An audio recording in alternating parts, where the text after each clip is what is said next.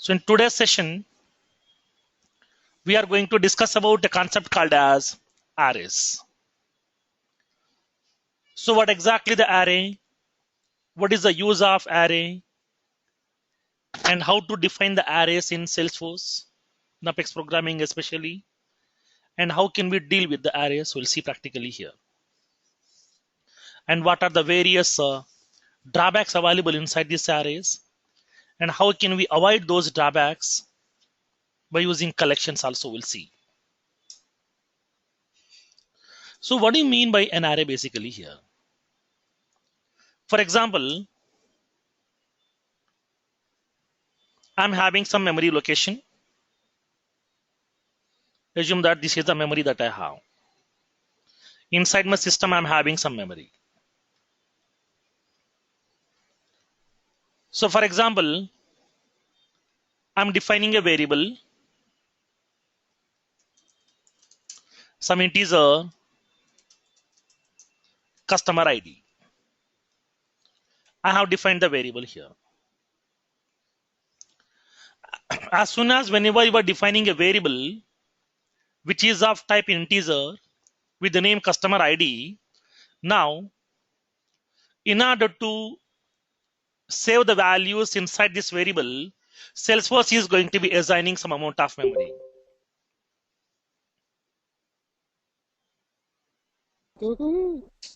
Now,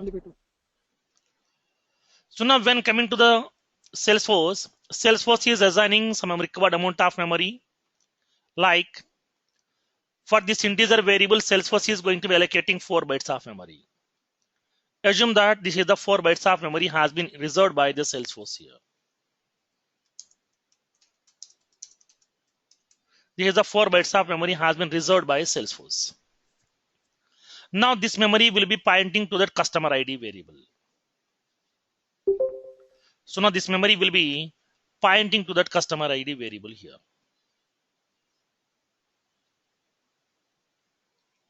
So now whatever the memory has been reserved, that memory will be pointing to that variable to you by default.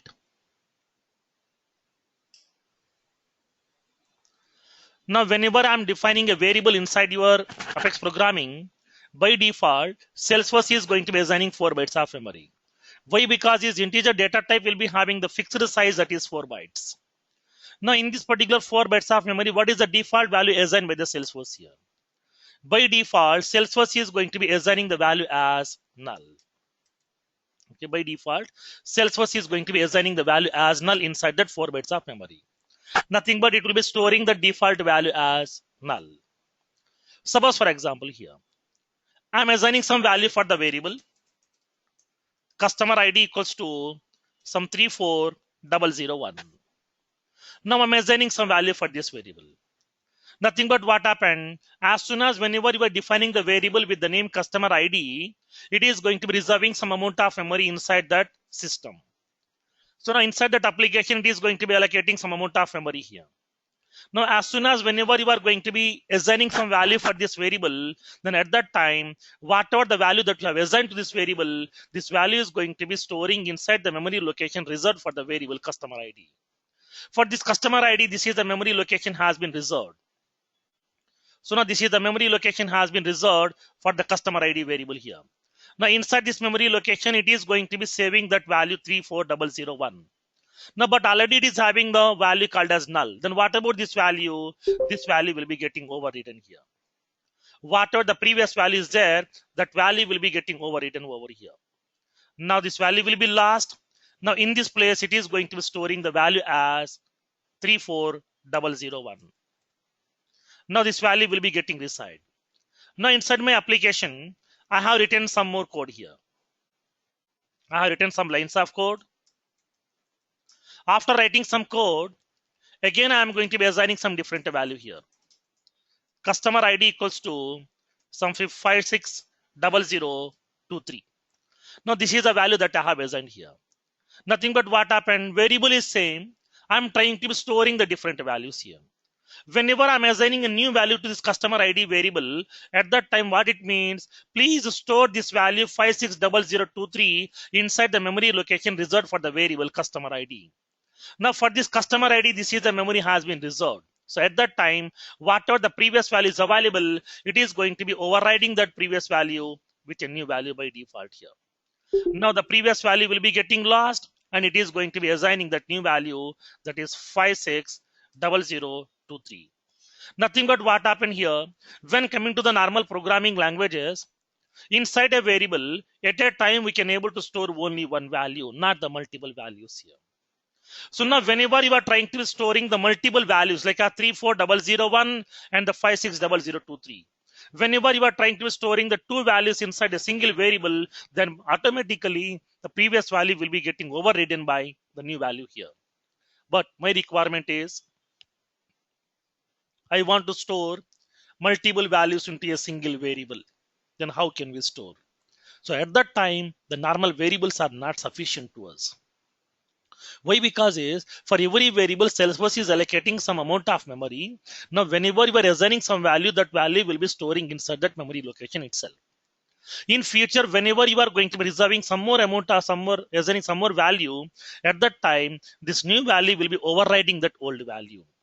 Because memory location is same, so that at a time it can able to hold only one value. So for that here, the previous value will be getting overridden always whenever you are assigning the new values. So now in this kind of scenario, inside a single variable, we cannot able to hold multiple values. We cannot able to hold multiple values. But if there is a requirement where if you want to store the multiple values into a single variable, then we have to use a feature called as arrays. So now when coming to the arrays, what will happen here? When coming to the arrays are also like as a variables. Like as the variables which you are defining inside your Apex programming, like the same way here also we are going to be defining that array here. But the array will be having the capability of storing collection of values inside it.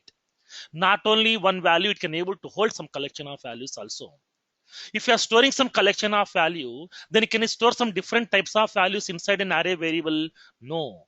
When coming to the array variables are also used to store the homogeneous type of elements. Homogeneous means the similar data type of element. The similar type of elements we can able to store inside the array variable here.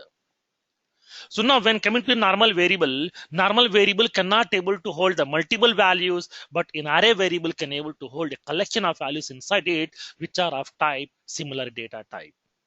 So now let's define this array here. When coming to arrays are used to store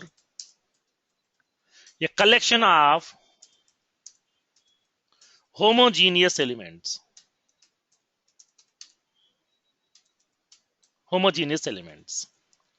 That is, inside an array, we can store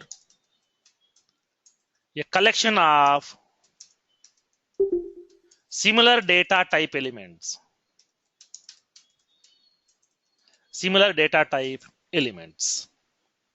Not only one value, we can able to store the multiple values also inside a single array variable here.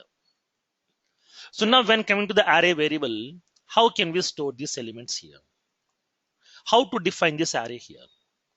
Now when coming to the arrays also comes under the primitive types. Okay, arrays also comes under that primitive type. It's not the subject type. This is also a primitive type. Arrays are comes under primitive data types.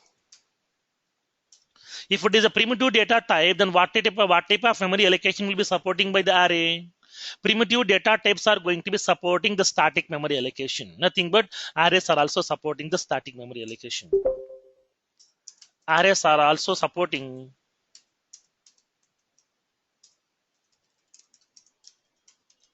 the static memory allocation. Now at that time, what happened? If it is a static memory allocation, then first of all, we have to specify the data type as well as how many elements you want to store. Nothing but what happened at the time of defining that array. Okay, at the time of defining that array itself, the memory will be getting allocated here. If it is going to be allocating the memory, then first of all, it has to identify how many number of values that you are going to store. Based on that number of elements, it is going to be identifying, it is calculating how much memory is required to be get allocated for this variable here. So for that here, whenever you are going to be defining an array, at the time of definition itself, we have to specify how many number of elements you are going to store inside that array variable. Now that number of elements is called as size. Okay, that number of elements is called as size. Nothing but at the time of defining that array, we have to specify the array size. The size is going to be describing how many elements you are going to be storing inside that array variable. Now, so that upon defining the array variable, we need to specify the size. We need to specify the size. Size describes how many elements are going to store inside the array variable. Inside the array variable. Now the size is going to be describing how many number of elements you are going to be storing inside that array variable here. Then, when coming to the array, how can we define this array here? Now, in order to define this array, we have to specify that syntax. Now, what exactly the syntax? Now we will see here. We have to specify the data type of an array, and then you can specify the square braces, and then you can specify the array variable name equals to new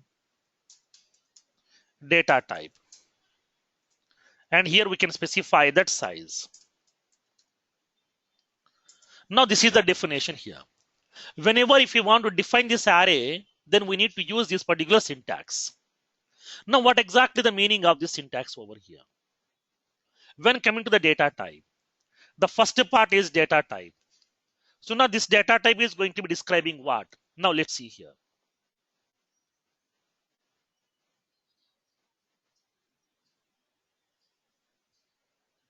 Now, so now here I'm defining this array here.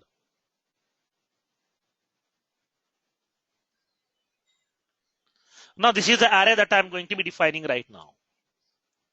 So now whenever you are defining this array, in this one you will be having the various parts are available. Now the first part. Now this first part is going to be describing what will be the data type. Nothing but this is going to be describing the data type of this particular array here. Now it is going to be describing what type of elements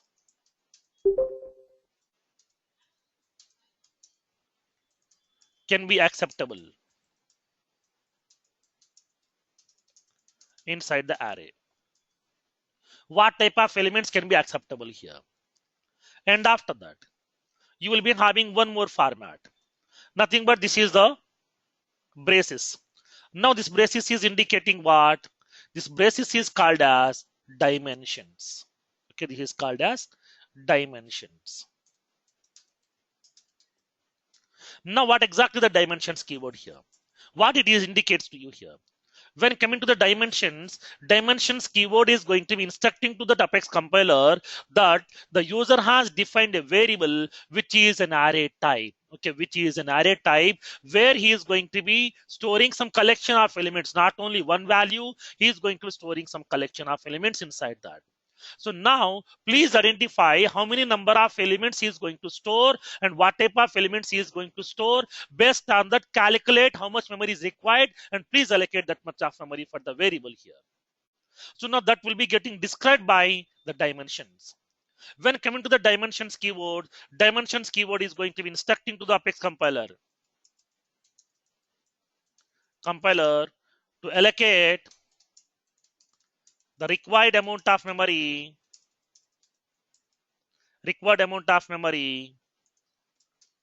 based on the size and the data type. Based on the data type which they have specified, based on the number of elements which they are going to store inside that collection, please calculate how much memory is required and that much of memory has to be getting allocated for this variable here. Now after that, the third part is your variable name. Now this is exactly the variable name here. So now this is the variable name which we have to use. Like as a normal variable, we have to specify that variable name here. This is the array variable name. Whatever the name that you want, we can able to specify that array variable name here. After that, when coming to the size, size is very, very important over here.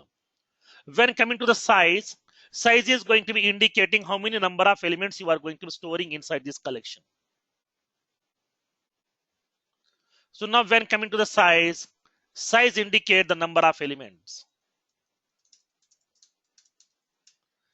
to be stored. The number of elements to be get stored inside that here. Now how it is going to be allocating that memory here? How does it know?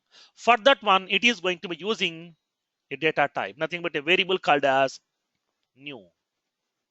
Now it is using a keyword called as new keyword. When coming to the new keyword, what it will do? Now when coming to the dimensions keyword is going to be instructing that user has defined a variable of type an array. So now at that time, if it is an array variable, then depends upon the number of elements and depends upon the type of the elements, we need to calculate how much memory is required. Then who is calculating that memory requirement? That will be done by that new keyword here. When coming to the new keyword is going to be calculating the required amount of memory here. It will calculate the required amount of memory. It will calculate the required amount of memory to be get allocated to the array variable.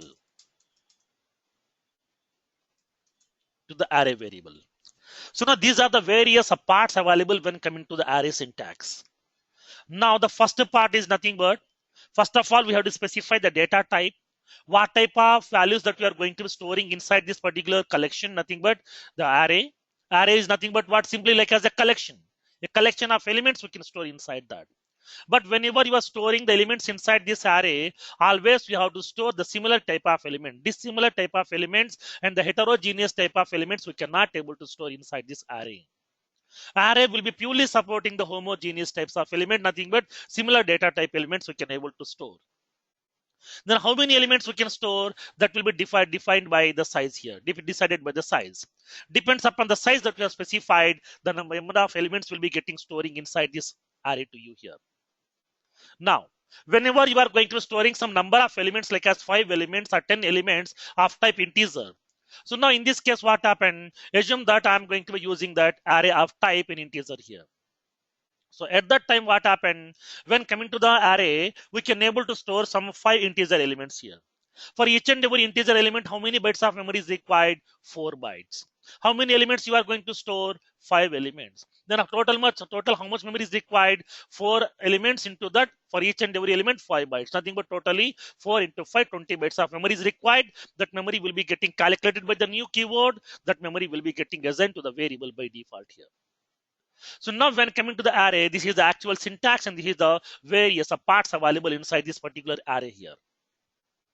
Now, whenever you are going to be defining that array, then compulsorily we have to specify the size.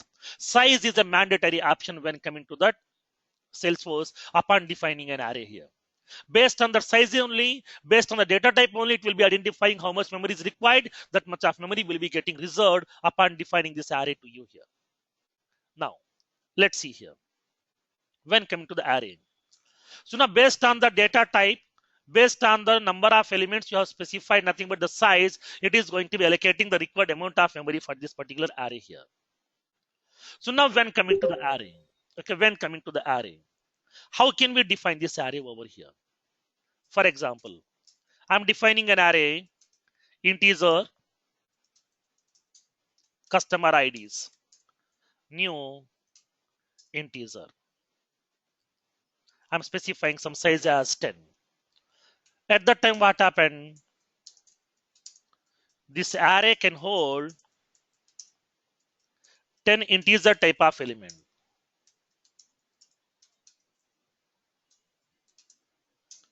Now this array can able to hold some 10 integer type of elements over here. So now this is the definition here. Now when coming to the array, This is the array. Just now we have defined that integer customer IDs. Nothing but I have given that array name as customer IDs here. Now the equals to new integer of 10. Nothing but what happened in this particular customer IDs variable. I would like to store some 10 integer elements inside that. Now, whenever you are defining this array, how the memory will be getting allocated by the Salesforce to you here. Whenever you are going to be defining that array, now upon the definition, we have to specify the size of that array. And then at that time itself, the Salesforce is going to be allocating the required amount of memory for this variable here. Now, how the memory will be getting allocated over here. Now, let's see practically here. For example, I'm specifying that size as some 5 or 10, whatever, depends upon your need. So now at that time, we are going to be storing certain 10 elements inside this particular array over here. Now what will happen in this case? Whenever you are defining this array like this, then what will happen in this case? Now let's see practically here. Now, assume that I'm defining this array. I'm defining this array. As soon as whenever you are defining this array, then Salesforce is going to be allocating the required amount of memory here.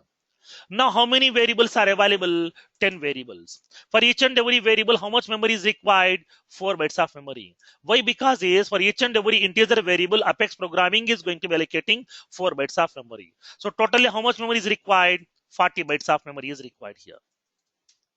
Now it is going to be allocating the 40 bytes of memory. Now the whole 40 bytes of memory will be allocating in a single place, or 10 bytes in one place, 20 bytes in another place, 10 bytes in another place will be allocated. No. When coming to the Salesforce, when coming to the arrays, all the arrays elements will be storing inside a contiguous memory location itself. Nothing but when coming to the Salesforce, Salesforce is going to be allocating the whole total 40 bytes of memory in a single place itself. Now this is the whole 40 bytes of memory here. Now assume that this is the whole 40 bytes of memory will be getting allocated by the Salesforce to you. Assume that the whole memory space is 40 bytes. This is the total 40 bytes of memory here. 40 bytes of memory. Now, when coming to the 40 bytes of memory, this starting address of the starting 40 bytes of memory will be getting associated with that customer IDs here. Now it is going to be associating with that customer IDs. The starting memory address will be getting pointed to that customer IDs variable here. Now the memory will be getting pointed to here automatically by default. Now the memory location has been associated with the customer IDs here. Now inside this customer IDs, we can able to store how many elements? 10 elements here. Now how these 10 elements will be getting stored? For that here what happened is, whatever the 40 bytes of memory has been reserved, this 40 bytes of memory can able to hold some 10 elements. Now each and every element will be occupying 4 bytes of memory. So for that here, the total 40 bytes of memory will be getting dividing into the multiple partitions.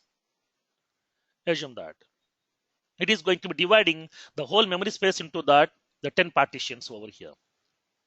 Now this is the first partition, and this is the second partition, and this is the third partition, and this is the fourth partition, and this is the fifth partition. And along with that, it will be having that sixth partition, and the seventh partition, and the eighth partition,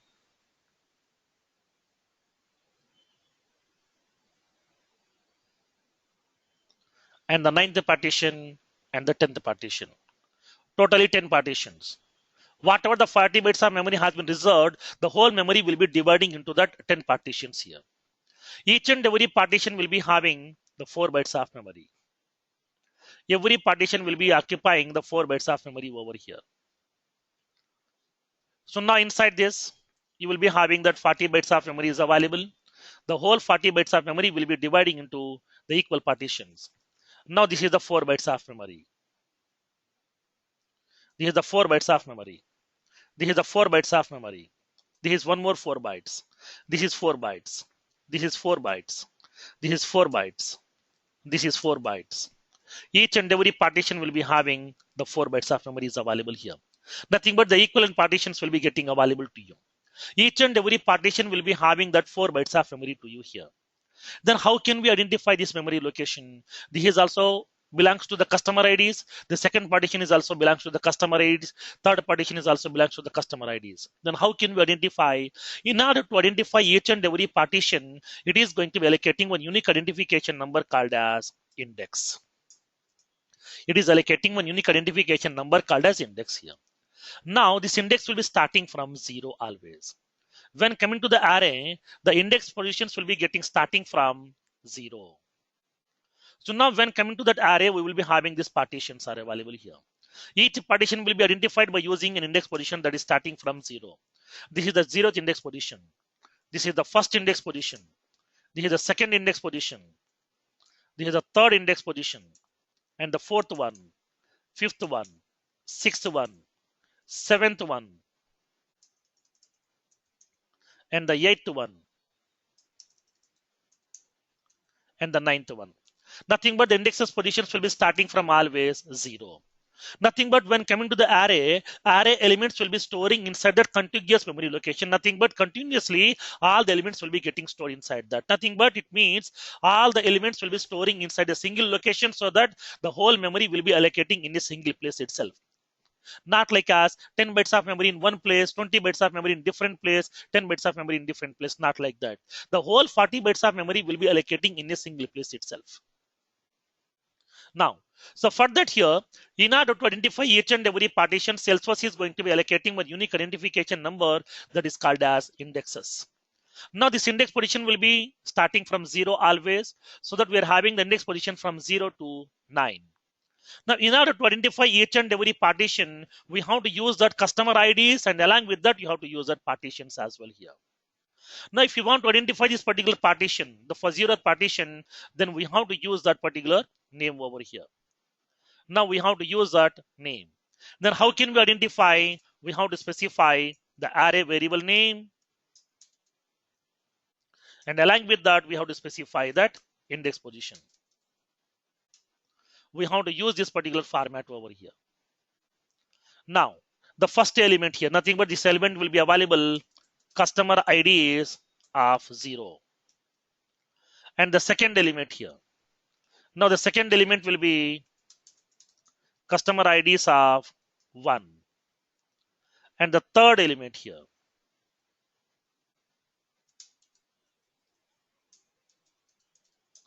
Customer IDs of 2. Like that here, each and every element can be identified by using that array variable name, and along with that customer IDs of 9. So nothing but what happened, every element can be identified, every partition can be identified by using that index position along with that array name here. So now, whenever you are going to be defining that array, by default, Salesforce is going to be allocating the 4 bytes of memory for each and every partition. So what is the default value it will store? In each and every partition, by default, you will be having the null value here. Every partition will be having that null value by default here.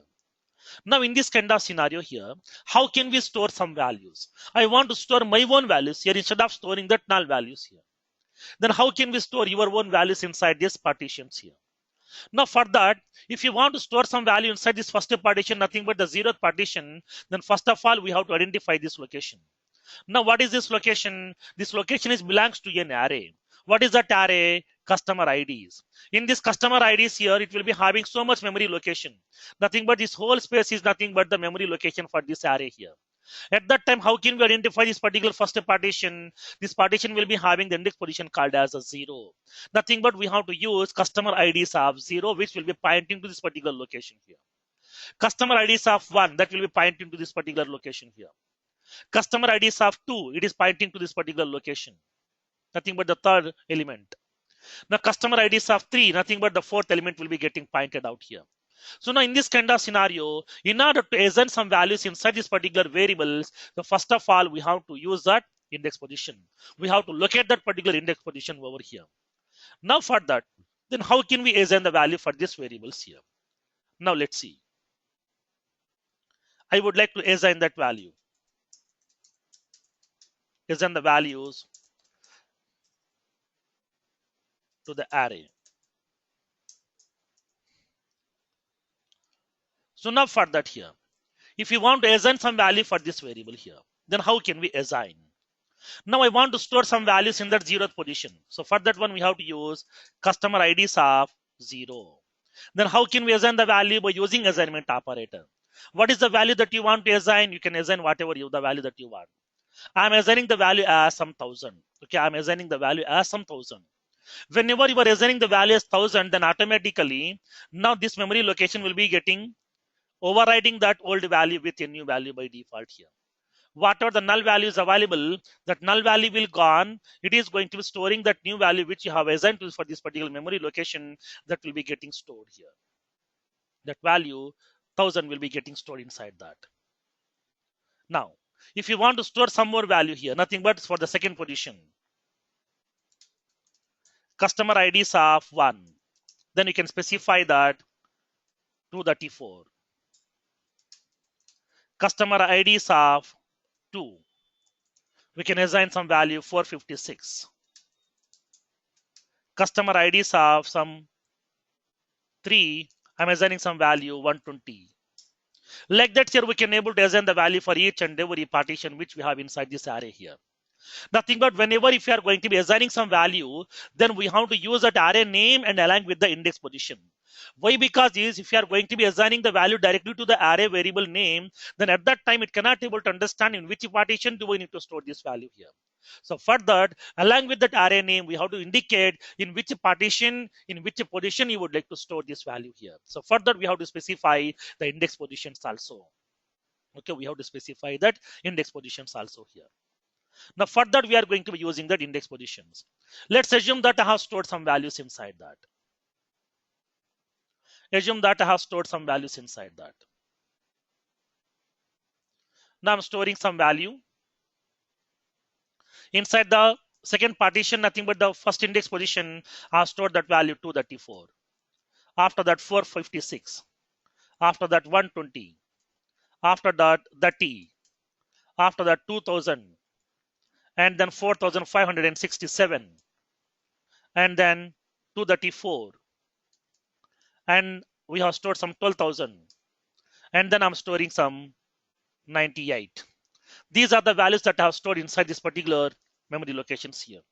Now, in order to store the values inside that, then we have to get that element position by using the array name as well as the index position also here. Now, so now once the values has been getting assigned, then how can we access these values over here? How can we get the values of this variable? Access the array values. How to get the array values over here? Now let's see practically. Now, in order to get that values, just we have to specify that. Nothing but I would like to fetch the value from this particular location. This particular location is called as what? This is belongs to the customer ID variable. In the customer ID variable, it will be having that location. What is that? Index position 0. So for that here, in order to fetch that value, we have to specify the array variable name of index position. Then automatically it is fetching that value to you over here. It is fetching that value here. For example, if you want to show that value, system.debug, first element is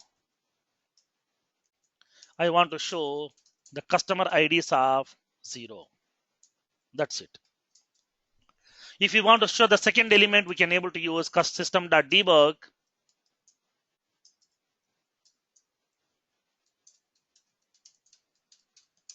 Second element is customer IDs of 1. We can able to store, we can able to fetch that elements here. Like that here, each and every element we can able to fetch by writing your code. Now this is the way we are going to be defining that array, and we are going to be storing the values inside that array. We are going to be retrieving the elements from this array over here. Now let's see here. When coming to the points, we'll see. So now when coming to the arrays, make a note. Array elements will be stored in the contiguous memory locations.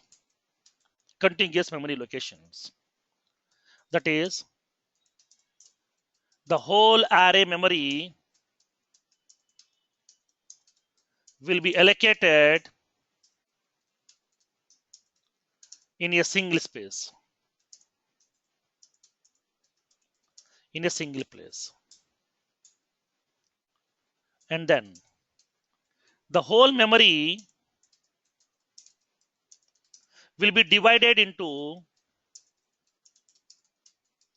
the various partitions based on the size. And then each partition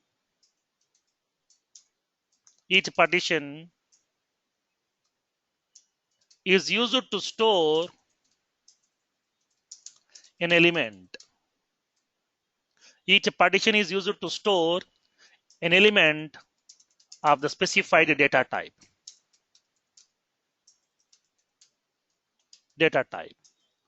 When coming to the partition, each partition can be identified by using an index position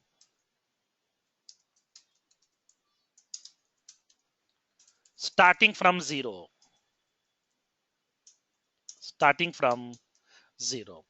Every element will be identified by using that index position that is starting from 0. Now, how can we access this element here? The syntax.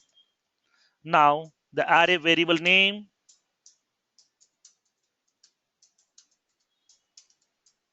and then we can specify that index position here. Index position.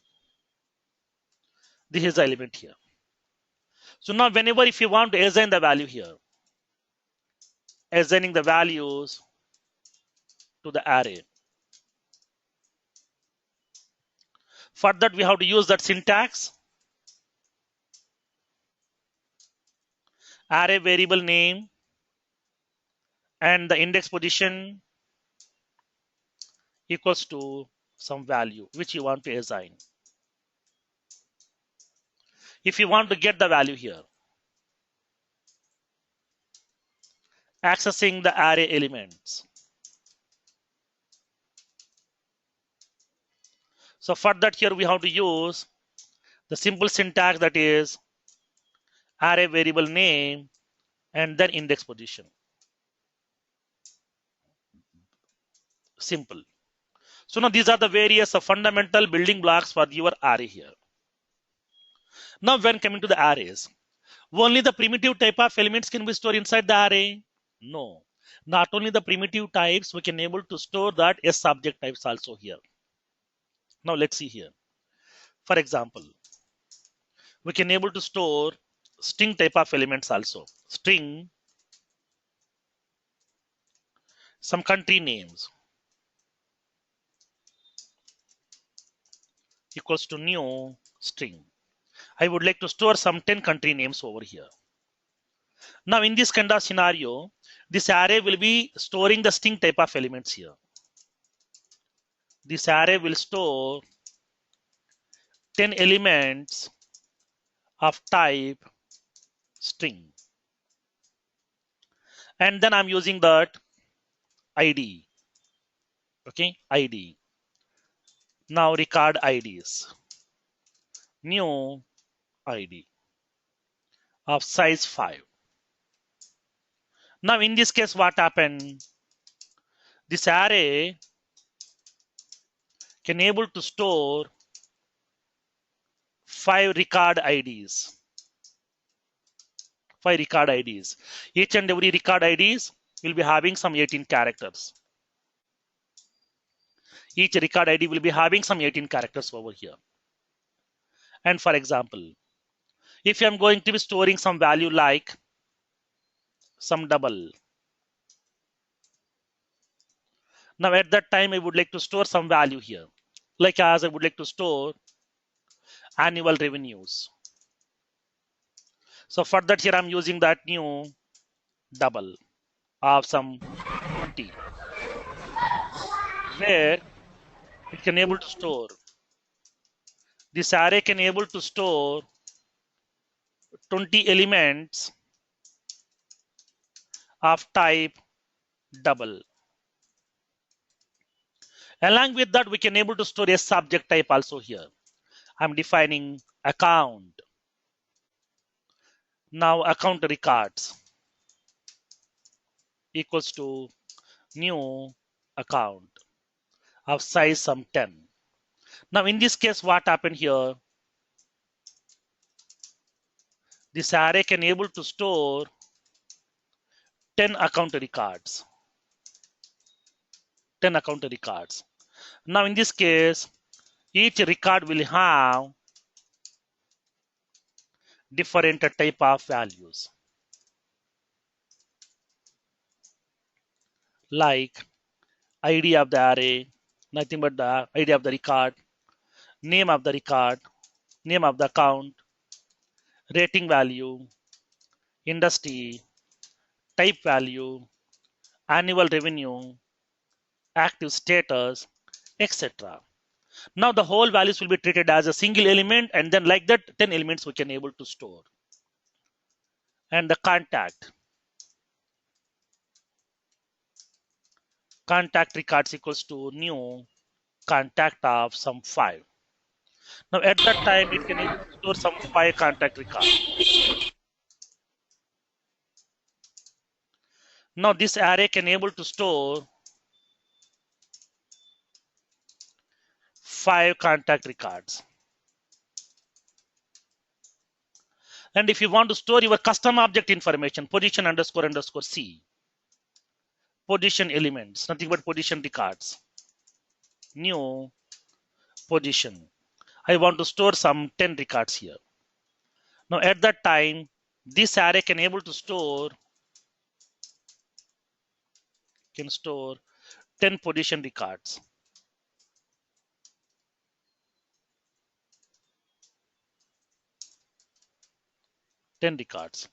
Suppose if you're having some candidate object, candidate underscore underscore C, which is an array type C&D records, new candidate underscore underscore C of some 20. So where it can able to store some 20 candidate records. Feroz, Yeah. what is the use of new here? New candidate. See, in order to identify how much memory is required, if it is the integer data type, we are going to be allocating some fixed size 4 bytes. If you are storing some number of elements, then how much memory is required, we need to calculate that. For that, it is going to be using that new keyword. New keyword is going to be identifying how much memory is required for that particular variable, and then that much of memory will be getting reserving, and that memory will be pointing to that particular array variable, that is C&D records or position records or contact records. So now for that here, to calculate that memory, it is going to be using that new keyword. Okay. Now, so now when coming to the array, not only storing that primitive type of elements, we can able to store that a subject type of elements also here. Yeah, tell me. So for this subject type, there is no fixed memory allocation. Yes, right? Yes. It is dynamic. It is dynamic. Because why? Because is whenever you are creating that account record, only one field is mandatory, that is account name. If you want to pass only name, then you can pass. Sometimes I want to pass a value for name field, rating field, industry field, annual revenue field, so that we can pass 4 values. To further to store that 4 values, we need some different amount of memory here. Somebody is creating one more account record, for that they're passing some 10 field values, so that to store the 10 field values, it requires some different set of memory here. Nothing but what happened, the memory is not fixed, the memory will be dynamic here. So for that here, in order to calculate that memory, we are using that new keyword. Okay. Is there a upper limit for that memory allocation? No, there is no specific limitation to you. Okay. Now, so now when coming to the array, we can able to define the array which can able to store the primitive type of elements as well as the subject type of elements also here. So now here, whenever we are going to be creating that array, first of all, you have to know how many number of elements that you are going to store. Okay, how many number of elements that we are going to store. Now, at that time only we can able to go for that array here. If you don't know, sometimes, suppose for example, I'm making a query to my database here. My database is going to be executing my query. It is going to be returning the records to me. If the table is having 2 records, it will return 2 records to me. If the table is having some 10 records, it will be returning some 10 records to me. If the table is having some 1000 records, it is returning 1000 records to me. If the table is having some 20,000 records, it is returning 20,000 records to me. Then how do we know these many number of records are available inside this particular table? We don't know, because depends upon the conditions which we have added, depends upon the table, depends upon the number of records, it is going to be returning those records to you. So at that time, if you don't know that size, nothing but how many number of records it is going to return, at that time we cannot go for these arrays. Because here, whenever you are defining that array, we have to specify the size. Nothing but size means how many number of elements we are going to storing inside that. But in some cases, we don't know how many records are available inside the table. So for that, we cannot go with that arrays in that case. Okay. Now, so now when coming to the arrays here, how can we store the elements and how can we fetch the elements? Now we'll see practically over here. Now let's see here. Let's take a sample example. Take a use case.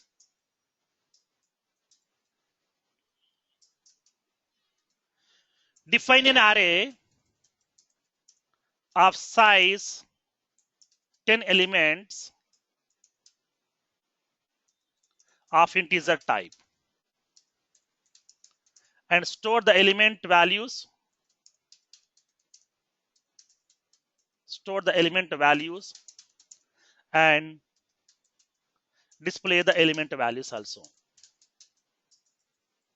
Display the element values also. This is my requirement over here. Now this is my use case. Then how can we implement this functionality? Now let's see practically here. I'm using my Salesforce instance.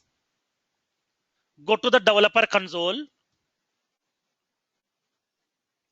I'm using that execute anonymous window. Inside this execute anonymous window, I am going to be writing that code in order to define that array, in order to store the elements, in order to retrieve the elements, in order to print the element values as well here. So now for that, I'm using that execute anonymous window. You are aware of how to use that execute anonymous window. In the previous sessions, we have discussed over there.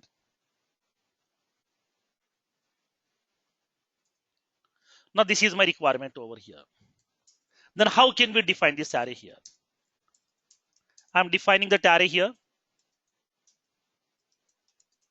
Array definition. I'm defining that array integer customer IDs. Here we have to specify this is like as an array type equals to new integer. I'm specifying that size as 10. I have defined this array here. As soon as whenever you are defining this array, immediately it is going to be instructing to the Apex compiler that the user has defined a variable with the name customer IDs, which is of type integer, which is an array variable. So please allocate the required amount of memory for this variable in order to store the values.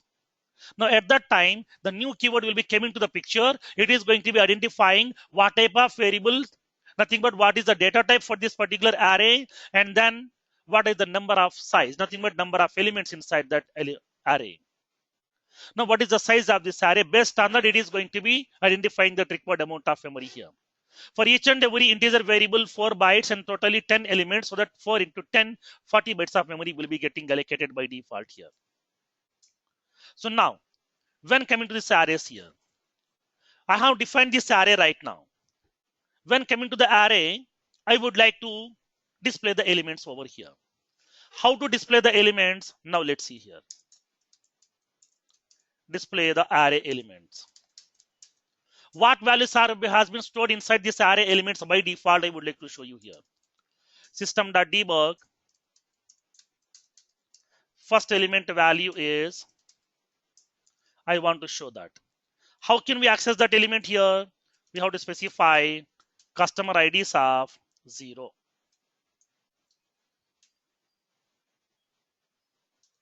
Customer IDs of 0. Second element here.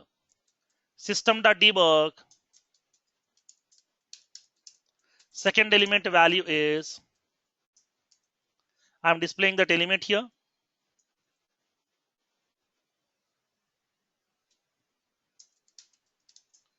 Customer IDs of 1. And the third one, system.debug,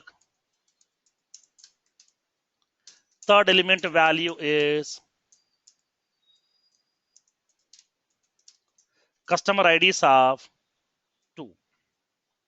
And then I would like to specify the last element here. This is nothing but the 9. Nothing but array index will be always starting from 0 here. I'm giving that name the last element value. Nothing but here, just I have defined this array. I haven't assigned any value inside this array elements here. Then what is the value will be available by default? I would like to know. So for that here, just I'm printing that values over here. Now let's click on execute button. The code has been sent to the server for the processing. Now the code has been executed to you. When you click on debug only, it is providing that value as null. Nothing but as we have discussed that whenever you are going to be defining that array, by default, Salesforce is going to be filling up those partitions with the null value by default here. So after that, we can able to assign some value for that variable. Then whatever the new value that you have assigned, that value will be storing inside that array variable here. Okay. Now this is one proof that we can identify that by default, upon defining that array, whatever the memory locations are available, each and every memory location will be getting filled with the value null. Nothing but the default value is null by default here. Default value is null. Now this is what we understood here. Now I don't want to store that null value. I want to assign some value over here. Then how can we assign the value here? Assigning the values to the elements. I'm assigning some value here. How can we assign? I'm going to be assigning the values like this. Nothing but just we have to specify that customer IDs of 0. I'm assigning some value here, like as 100. Like that here, I'm going to be assigning some more values over here. How can we assign these values? Now let's see.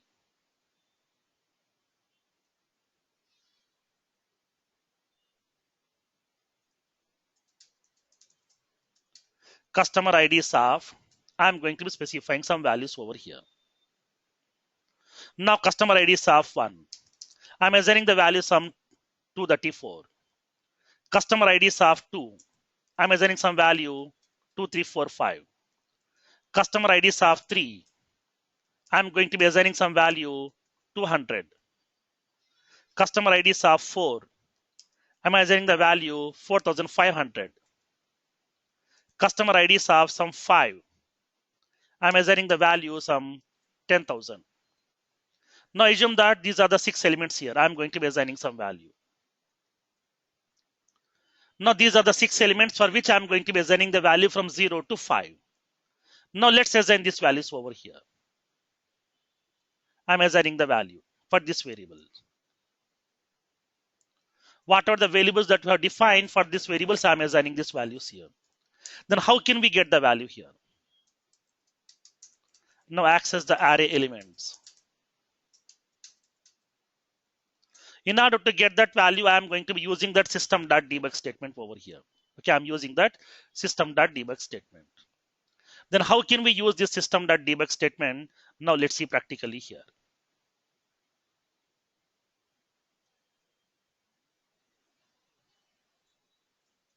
So now here I'm going to be using that system.debug statement.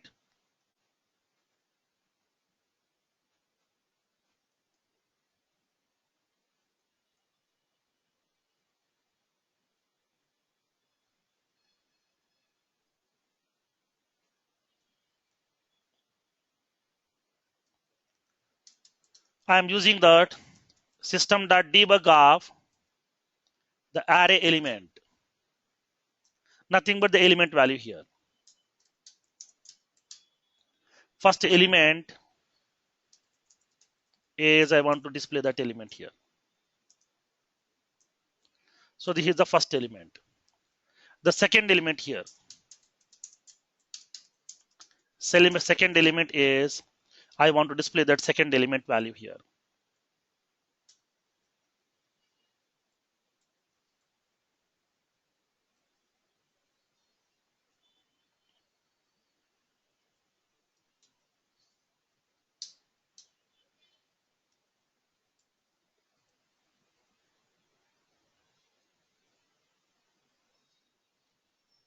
Now, and the third element here.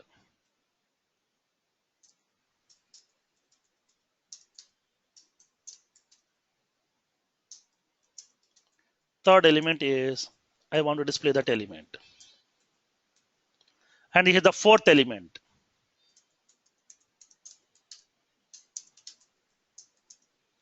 I want to show that fourth element value. And the fifth element here.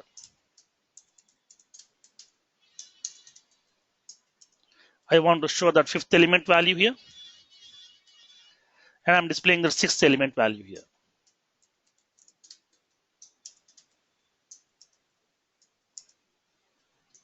So these are the elements that I'm going to displaying over here.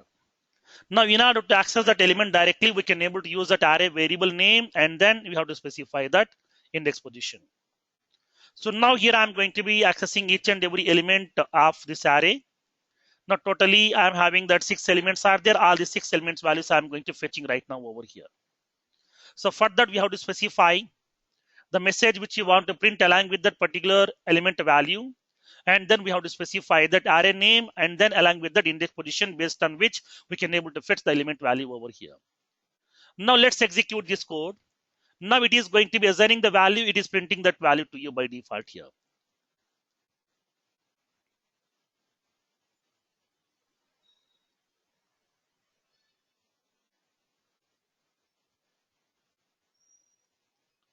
Now click on execute.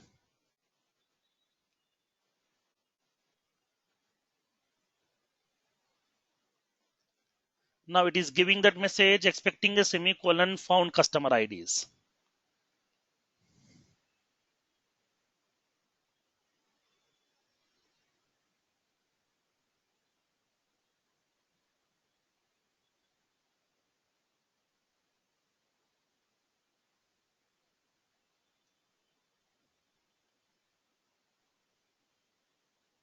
Arrows in Each and every assigning the statement. values in customer IDs of 1, you didn't keep a semicolon. Line 16. Okay, thank you. Now, so now here we have executed that code. Now the code has been executed successfully. When you select the debug only checkbox, it is going to printing that values to you here. Initially the values are null. Now later that we have assigned some value. This is the first element value, second element value, third element, fourth element, fifth element, and sixth element. Each and every element value we can able to cross check over here. Now each and every element values will be getting printed to you by default inside your debug log file. So now this is a way we can able to assign the value, we can able to retrieve the value from that array variable here. Now the question is, suppose if I'm having some 10 values in certain elements inside this particular array. So at that time, we are going to be using the 10 lines of code. So now in order to assign the value for these 10 elements, we are using some 10 lines of code. Nothing but in each and every line of code, we are going to be assigning the value for the specific elements over here. Suppose in this case, if you're having some 100 elements, then do I need to write 100 lines of code to assign the values? And to display that element also, in order to display each and every element, I'm using a separate line of code. Now, do we need to write some 100 lines of code to display each and every element value separately here? No. So now for that, what happened is Salesforce has given some option to you that instead of displaying each and every element by using a separate statement, in order to display that element, just we can able to write only one statement. That statement keep on, we can able to iterate multiple times, also depends upon your need. Depends upon your need, we can keep on iterating that statement from starting to ending, and then we can able to display those elements values also here. Then how can we display those element values over here? Now let's see here, when coming to this particular part, everything is same, but just now this index position will be different to you. 0, 1, 2, 3, 4, 5. Nothing but just the index values are different here. Depends upon this index value, it is going to be displaying that value to you over here. So now in this kind of scenario, what happened? Instead of going to be writing a separate line of code to display each and every element value separately, we can able to use a iterative statement here. Now by using the iterative statement, we can able to keep on iterating a single statement, which is going to printing the value of that element over here. So now here, how can we fetch each and every element from the array based on the index position? Index position is what? A numerical value. From where it is starting? 0. So up to what it is going to be ending? 9. Because here the size we have specified as size 10, so that it is going to be iterating the value from 0 to 9. So for that here, in order to print that values, we are going to be using an optimized way over here. Now, how can we reduce this number of lines of code? So for that here, we are using an optimized way over here. Now, print the array elements by using iterative statements. By using iterative statement. Whatever the iterative statement that you want, you can use that. Already we have discussed about that while loop, do while loop, and the for loop. So now here I'm going to be using that for loop statement over here. Now we need to define a counter variable, nothing but the index has to be get starting from 0 to 9. So for that here I'm defining that variable here. Integer array index. I'm defining a variable with the name array index, where I'm going to be initializing that value as 0, because array index positions will be starting from 0. So that I have specified that the array index is equals to 0 here. And then I'm specifying that array index. Now it has to be iterate till what? It is iterating till 9, nothing but less than 10. And every time this index position value will be incrementing by what? 1. So that here I'm using that increment operator here. Array index plus plus. Now I'm going to be iterating that collection from starting to ending, where it is going to be identifying the elements based on that index position. That index position will be starting from 0. Now 0 to till 9, it is going to be iterating that array here. Sorry, that for loop. Now in that for loop, I'm going to be writing that statement to display that value here. System.debug array element is, I'm displaying that value. How can we get the value? Customer IDs of that particular index position. Index position means what? This is the array index variable. In that we are having that value here. So for that we have to specify array index. That's it. Done. Nothing but what happened previously, in order to display the 10 elements, we have written some 10 lines of code. Now the whole lines of code we are going to be reducing to the 3 lines itself here. Nothing but by using that for loop. By using the iterative statements, we can able to reduce the number of lines of code which we are using to display the array elements over here. Now let's execute this code. Observe what will happen. So before that, I'm giving a line break here. System.debug, I'm giving a line break. Now click on execute. The request has been sent to the server. Server is processing the request. It is loading the response also here. When you select the debug only, we can able to see each and every element value over here. Now it is going to be iterating the array from starting to ending, nothing but 0 to 9. So now for the first 6 elements, it will be having the value, and for the remaining elements, it is not having the value over here. Okay, it is not having the value for the remaining elements to you over here. So now for that, we are going to be using these arrays. By using these arrays, we can able to iterate that collection from starting to ending, and we can able to get that element, and we can able to display that element value over here. So now this is a feature that we are having here. Now when coming to that array, we can able to iterate that collection from starting to ending. So now in this starting to ending, we have specified the starting element as 0, and then this particular ending element over here. When coming to the ending element is nothing but what? When coming to this ending element is nothing but the 9. So now for that, I'm specifying till with this value is less than 10. So now in this kind of scenario here, I'm specifying the value as equals to 9, less than or equals to 9. So now in this case, When coming to the array elements,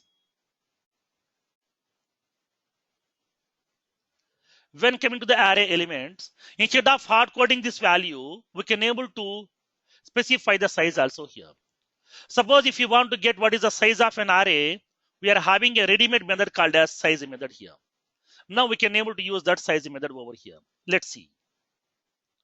So now for that I'm using that method. System.debug collection size is, I want to display the collection size here. The collection name is what? Customer IDs dot, we can specify that size method. When coming to the size method is going to be returning that size of that array. Nothing but whatever the size that you have specified, that size will be getting returned by this size method to you by default.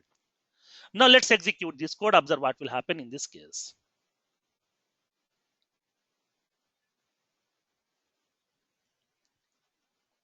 When you select the debug only statement, it is going to be indicating that the collection size is 10. Okay, the collection size is 10. So now this is the collection size is available to you over here. The collection size is 10. So now in this case, what happened? Instead of specifying this particular value directly, instead of hard coding this value directly, we are going to specifying that collection size here dynamically at runtime. Customer IDs dot size. We can able to write the code like this also. Why? Because is here. Why I'm going to be writing this kind of dynamic statement is, now currently we have defined this array with the size some 10. And we have implemented the functionality, everything is working fine. We have moved this functionality to the production, it is working as it is here. There's no issues. Now later, after 2 months, the clients came back us, nothing but he came back to us. And then he asked us to change that size as, nothing but extend the size to 20. Already we have given the size as 10. Now we are extending the size as 20 here. Then at that time, in how many places do we need to change that code? At the time of defining the array, whatever the size we have specified, this value we have to modify it as 20 here. Nothing but we have to change that size as 20. Now, whenever you are fetching that elements, here previously we have hard coded the value like as 9. Nothing but 0 to 9, nothing but up to 10 elements only here. Now here also we have to modify the code. Nothing but 2 places are there where we need to modify that code. At that time, instead of modifying the code in the multiple places, if you want to make the changes as generic, we can able to use this kind of dynamic formats over here. Instead of specifying that size value by hard coding everywhere, just we can able to define the array size, and that same size we can able to fetch dynamically at runtime by using that size method. So for that, we are using that size method given by the Salesforce to you by default. So now this is the way we are going to be fetching those elements here.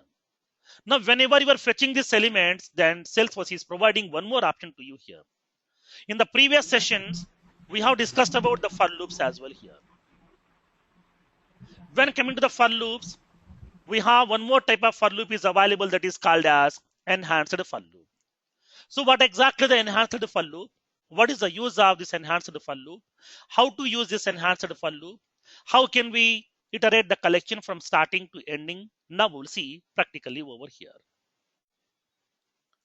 Now, I'm pasting this code over there. Feroz, one question. Yeah. Feroz? Yeah, tell me.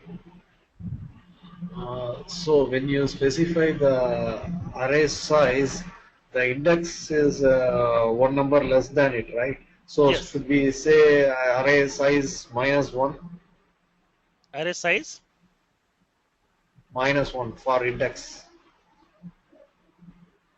I mean, in the for loop, you have mentioned as yeah. for. Instead of specifying the -1, simply you can specify less than symbol directly. Less than, yeah. If you put equal to, then you have to say -1, right? Yes. If you are hard coding that, then we can specify that less than or equals to. If you are using that size, then you can specify simply less than. Okay, because the size is going to be nothing but the counting. Counting will be starting from 1, but the elements are starting from 0 index here, so that we can able to use that simply the less than symbol. Okay. Now, so now when coming to the for loop here, inside a normal for loop. Yeah, tell me. Yeah, you have shown us how to like display and declare these primitive data types, which will carry only one kind of data. Like if you declare as integer, it will carry only integers, which are single values. Okay. But if it's S-object data type, like account or record, it will have multiple values, like Yes. name, which is a string, ID, which is another kind of data type, and all that. So how do you declare such S-object data types in arrays? Okay. So that concept we will be seeing in that object-oriented programming. Because first of all, we have to create the account record. To create that account record, we have to use that account class. So when coming to the object-oriented programming, we'll see practically over there. Okay, perfect. Thanks. Now, so now here we are discussing about one more feature called as the enhanced for loop. So what exactly the enhanced for loop? What is the use of enhanced for loop? Now we'll see practically over here. Now, for example, here, already we have discussed that whenever you are going to be assigning or creating an array, by default, Salesforce is going to be allocating the memory for that array by calculating depends upon the data type, depends upon the size of that array here. Now, whatever the memory has been getting allocated, the whole memory will be dividing into the various partition depends upon the size. Each partition will be identifying by using that index position here. Now, for example, I want to get the value some 234. Now, this is the element, nothing but the second element index position, second element value I would like to fetch. How can we get this value? For that one, first of all, we have to use that array name. Based on that array name, we have to get that memory location where exactly it is available. And from there, we have to go to that memory location. In that memory location, we are having multiple elements are there. So that we have to go to that password associated partition. And then we have to enter into the partition, get the value over here. Nothing but how many operations are there? Multiple operations are available here. Suppose, for example, my requirement is I would like to get the element value here. Nothing but I would like to get the value for the element for the second element here, for the index 2. Then how can we perform this operation here? How can we get this element value over here? What are the operations will be coming to the picture? Now we'll see practically here. Now in this case, the first operation,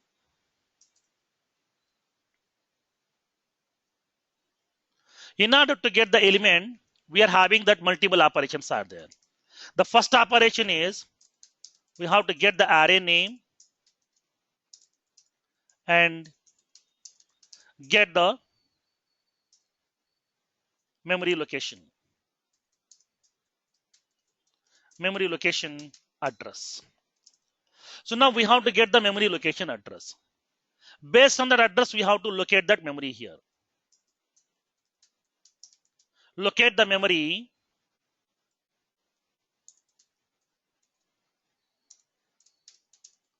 based on the starting address. This is the second operation. Once it has been located to that particular memory address, then it has to be go to that particular partition here.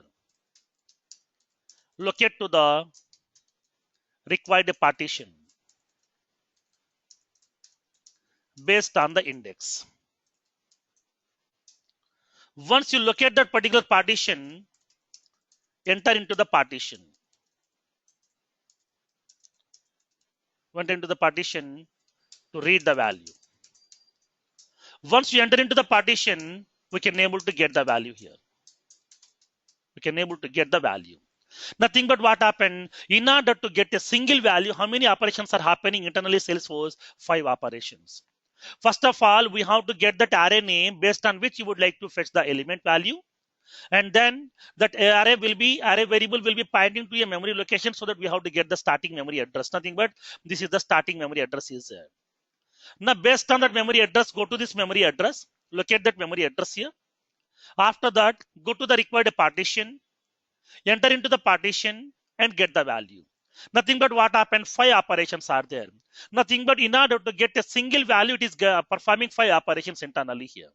If I'm having some 100 elements are there, then how many operations are happened to get that 500 elements?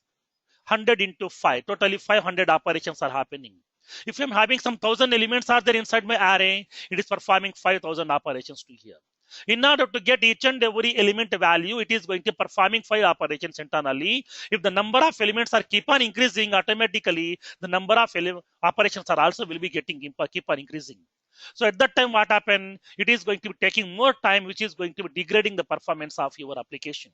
So for that here, when coming to the normal for loop is going to be identifying each and every element by using the index position. Based on that index position only, it is going to be fetching that value to you here. So now in this kind of scenario, to avoid this problem, to reduce the number of operations, Salesforce has introduced one more feature called as enhanced for loop. Enhanced for loop. So what exactly the enhanced for loop and what is the syntax of this enhanced for loop? Now we will see over here. Now let's see here. Enhanced for loop.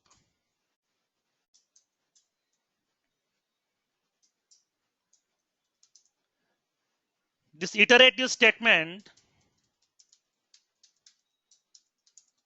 is used to iterate the collection from starting to ending to fetch all the elements. To fetch all the elements from the collection. So now in order to fetch each and every element from the collection, we are going to be using this enhanced for loop. Then what exactly the enhanced for loop here? Now this iterative statement will reduce the number of operations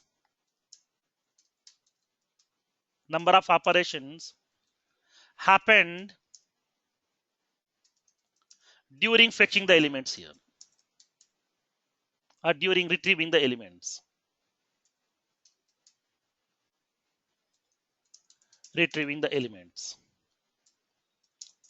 Hence, it will improve the performance of the application. It will improve the performance of the application here. Now, so what will happen inside this enhanced for loop here? Now, when coming to the enhanced for loop will point to the value directly.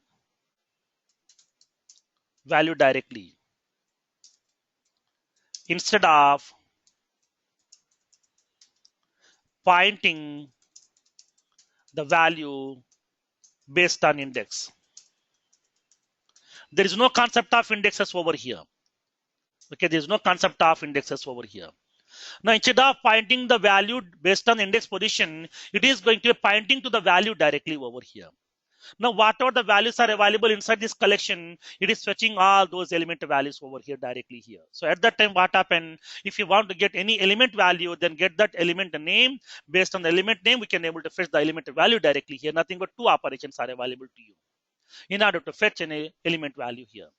So that no need to use that index position, no need to go to that partition, no need to enter into that partition, nothing will be required here.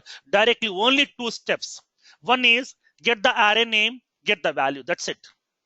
No need to perform any other operations over here. So for that here, when coming to the enhanced for loop is going to be pointing to the value directly instead of using that index positions. So now in this kind of scenario here, by pointing to the value directly, it can able to reduce the number of operations, which is going to be improving the performance of your application. So now at that time, what is the syntax of this particular enhanced for loop? For here also we are using that for loop, nothing but the same first statement. But here we have to specify that different syntax over here. Here we have to specify the collection name. Nothing but where exactly the elements are available, we have to specify that collection name here. Now in that collection, what type of elements we have stored, we have to specify the data type and a reference variable name. a reference variable name. You can give any variable name whatever you want, ABC, XYZ, anything, whatever you want here. And then directly we can print that value here. System.debug, you can print that reference variable name. That's it. No need to specify any index positions over here. Nothing will be there. No need to specify the variable name. No need to initialize a variable with a 0. No need to specify the condition. No need to specify the increment or decremental operators. Nothing will be there from starting to ending. It is going to be keep on iterating that collection here. So now whatever the collection name that we have specified, this collection name, it is going to be getting this collection. Whatever the elements are available, it is fetching each and every element. That first element it will fetch, that element will be storing inside this variable to you by default. Nothing but that element value is available inside the variable, so that directly you can print that value directly here. So that there is no multiple operations here. No need of any using any index concepts over here. Only 2 steps are there in order to retrieve the value from that collection. So that in the 2 steps we can able to fetch the element and we can able to print that element value also directly. So that it is reducing the number of operations over here. Now, for example, when coming to our case, we are having our collection is available here. Now let's see how can we write the code for this collection. Assume that this is my customer IDs collection is available here. Okay, this is my customer IDs collection is available. Now we are having totally the size is 5. And then I'm storing that 5 elements 0 to 4. Now whatever the elements are available, I would like to display that elements here. Display the collection elements. In order to display that collection element, I'm using that enhancer for loop. Now the simple concept here. Just to specify a colon, specify the collection name. Collection name is customer IDs. This collection is of type what? Integer. Just to specify the data type over here. Integer, just to give one reference name here. CUST ID here. I'm giving one reference name like a some CUST ID. Whatever you want, you can provide here. Nothing but what happened for each and every integer variable customer ID from the collection customer IDs collection. Nothing but it is fetching each and every value directly. That value will be giving to you that we can able to print that value over here. System.debug. Collection element is we can able to specify that customer ID. That's it. Nothing but whatever the element it has retrieved from that collection, that element value will be available to you inside that variable which you have specified here. In that reference variable, that value is available. That value directly we can able to print inside that. Now let's execute this code. Observe what will happen. Whatever the elements are available, the whole elements we can able to see over here. Select the debug only checkbox. Now we can able to see each and every element is available to you over here. Now, if you want to display all the elements in a single row, then how can we display that here? Now I would like to show that element here. Display all elements in a single row. For that, directly display that collection elements here. Collection elements are simply we can specify that collection name, customer IDs. Now, if you want to show all the elements in a single row, then we can able to go with that. The single simply like as that customer ID is nothing but the collection name. And then if you want to show that collection size is I want to show that collection size customer IDs dot size, so that we can able to get the size of that collection and we can able to print the elements over here. Now let's execute that code. The request has been sent to the server. It is loading the response right now. Once the response has been getting loaded, we can able to see the result over here. Now select the debug only checkbox. Now the collection elements are whatever the element that you have entered, all the elements will be getting displayed to you over here in a single row. The collection size is 5. And after that, we can see each and every element in a separate row with the help of that for loop here. In order to display the elements into the separate rows, we have to use that the for loops. Or if you want to show all the elements in a single row, then we can be able to use that directly the collection name. That's it. Now, so now we have discussed about that enhanced for loop also in this case. Now here, what is the drawback in this case? What is the difference between normal for loop and the enhanced for loop? Normal for loop is going to be taking more number of operations in order to retrieve the elements from the collection. And enhanced for loop is going to be pointing to the value directly instead of pointing based on the index position, so that the number of operations will be getting reduced, so that it will be improving the application performance. So that here we can able to use that enhanced for loop. Then any other drawback is there in the enhanced for loop? For example, by using that normal for loop, can we able to get the element from last to starting, ending to starting? Can we fetch? Yes. At that time, we can able to make it as a reverse operation. Initialize the value variable with that, the last size, and then iterate each and every time whenever till the size is greater than 0 here. But when coming to the enhanced for loop, there is no concept of reverse operation. Nothing but we cannot able to fetch the collection elements in the reverse order here. It is always in the forward direction, nothing but starting to ending, because we are not specifying any variable here. We are not specifying any index position. We are not specifying any conditional statement. We are not specifying any increment or decremental operator. Directly, it will be considering internally by default over here, so that it is always moving forward cursor. Nothing but it is always like as a forward direction. There is no backward direction when coming to the enhanced for loop. But in the normal for loop, whatever the way that you want, we can able to iterate that collection from starting to ending or from ending to starting also. Nothing but in the both the ways, we can able to iterate the collection elements. But in the enhancer for loop, we cannot iterate the collection from ending to starting. Nothing but in the backward direction is not available to you here. Okay. Now, let's make a note of it here.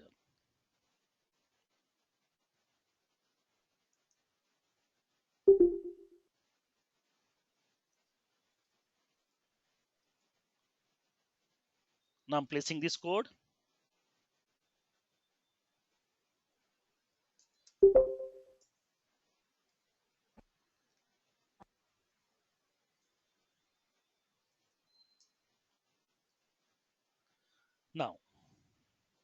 Now when coming to the enhanced for loop, the drawback is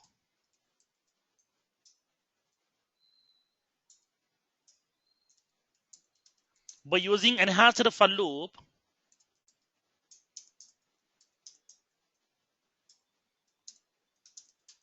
we can't iterate the collection elements in the reverse order. It is always a forward only cursor. Forward only cursor.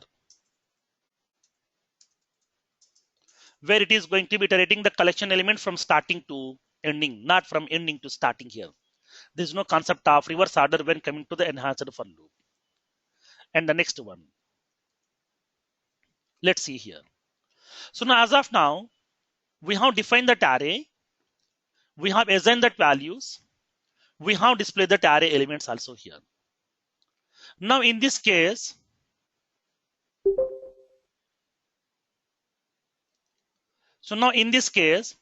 we have reduced the number of lines of code while displaying that element values. Now, do we have any options to reduce the number of lines of code at the time of assigning the values? Yes. When coming to the Salesforce, whenever you are defining that elements, it is providing one more format also to you here. Not only this format, we can able to use one more format also here. Let's see. Take a small requirement here.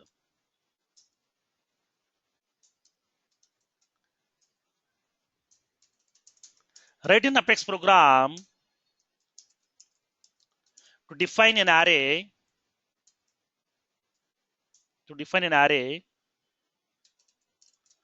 With the required data type and assign the elements at the time of definition. Here.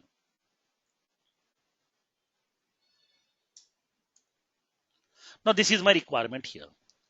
Now in this case, I'm defining an array here. This array will be of type a string element here. I'm defining an array here.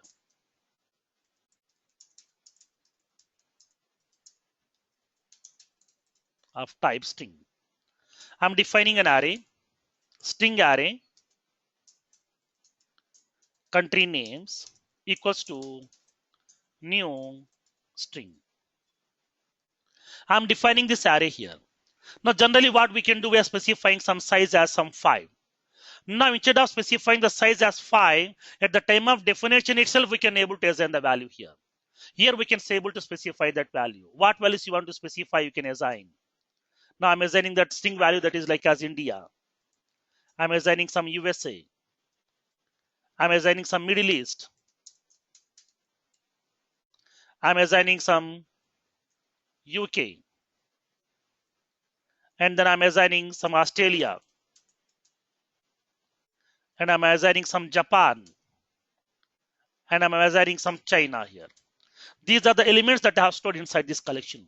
Nothing but this format is going to be describing what. Now it will be defining the array. It will be assigning the values also directly in a single shot. Now in this case, what is the collection size here? I want to show that collection size. Collection size is, we can specify the country names dot size.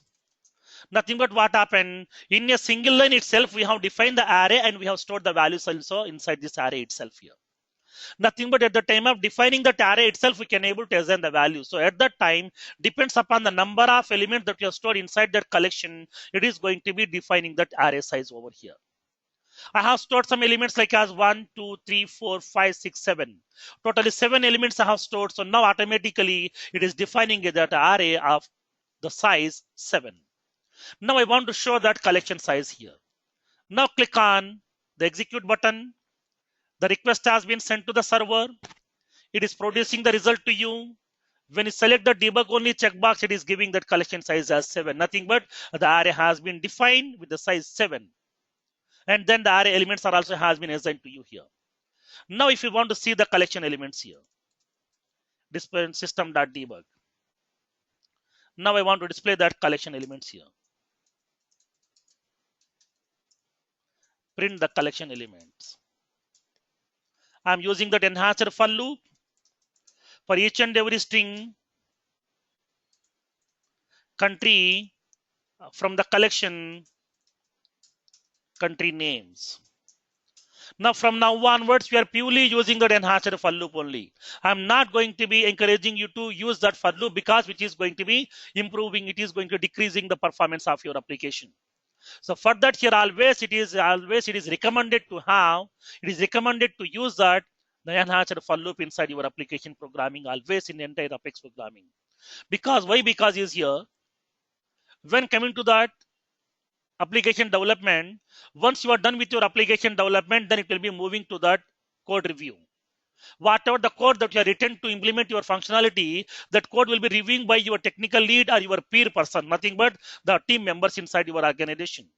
Your team members are going to be reviewing that. At that time, they will be identifying these cases where exactly we have used that the blind code, nothing but the not optimized code where you have used that everything they will be finding out to you here. So for that, always it is recommended to use that enhancer for loop inside your Apex programming because Salesforce is not providing a dedicated server to every customer. Salesforce is providing a common infrastructure, nothing but a shared server to all the customers. So for that here, we have to make that server should be available for the multiple customers also here. No need to make that, keep on making that server busy because other customers will be getting affected. So that here, we have to utilize that server resources very, very efficiently. Now, for that, I'm using that enhancer for loop here. I'm displaying that name. Country name is that variable name which you have defined here. Country, that's it, done. So nothing but what happened from starting to ending, we can able to iterate that collection here. Now, let's execute that code. Now we can able to see the results by selecting that debug only checkbox. Now here the collection size is 7. These are the various elements are available to you here, like as India, USA, Middle East, UK, Australia, Japan, and the China. Whatever the elements that you have stored inside the collection, all the elements will be getting visible to you over here. So now this is the way we can able to implement that arrays inside your Apex programming.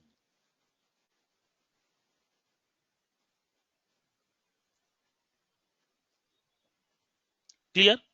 So what exactly the array? What is the use of array? How to define an array? And how can we process the elements inside that array? We have discussed.